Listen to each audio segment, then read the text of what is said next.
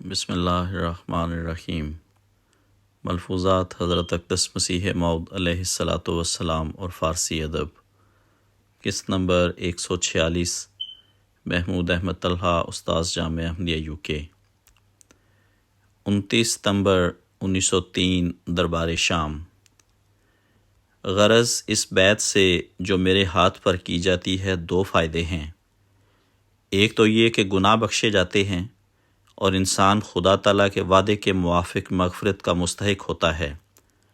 دوسرے، مامور کے سامنے توبہ کرنے سے طاقت ملتی ہے اور انسان شیطانی حملوں سے بچ جاتا ہے۔ یاد رکھو کہ اس سلسلہ میں داخل ہونے سے دنیا مقصود نہ ہو بلکہ خدا تعالیٰ کی رضا مقصود ہو، کیونکہ دنیا تو گزرنے کی جگہ ہے، وہ تو کسی نہ کسی رنگ میں گزر جائے گی۔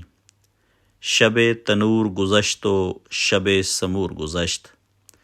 دنیا اور اس کے اغراض اور مقاصد کو بالکل الگ رکھو، ان کو دین کے ساتھ ہرگز نہ ملاؤ، کیونکہ دنیا فنا ہونے والی چیز ہے اور دین اور اس کے ثمرات باقی رہنے والے۔ ملفوظات جلد ششم، صفحہ 145، ایڈیشن 1988۔ تفصیل: اس حصہ ملفوظات میں فارسی کی ایک ضرب المثل شب تنور گذشت و شب سمور گذشت استعمال ہوئی ہے، جو ایرانی کتب میں ملتی ہے۔ کہتے ہیں ایک مرتبہ سردیوں کی یخ بستہ رات میں ایک فقیر کو کوئی جگہ نہ ملی۔ اس نے بادشاہ کے محل کے قریب ناچار ایک تنور پر، جسے تھوڑی دیر پہلے گرمایا گیا تھا، پڑاؤ ڈالا۔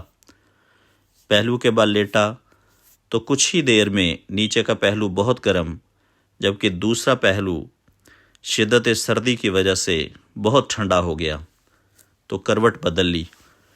اسی طرح ساری رات بے آرامی میں کروٹیں بدلتا رہا۔ صبح اٹھا تو آواز بلند کی، اے بادشاہ، اس سرد رات میں تو محل کے اندر شراب پی کر کمبل میں مزے کی نیند سویا۔ رات تیری بھی گزر گئی، جبکہ ایک فقیر تیری ہمسائیگی میں ساری رات تنور پر کروٹیں بدلتا رہا اور تجھے اس کی خبر نہ ہو سکی۔ رات اس کی بھی گزر گئی۔ اس حکایت کو اشعار میں کچھ یوں بیان کیا گیا ہے: شنیدے ایم کہ محمود غزنوی یک شب، شراب خورد و شبش جملے در سمور گذشت۔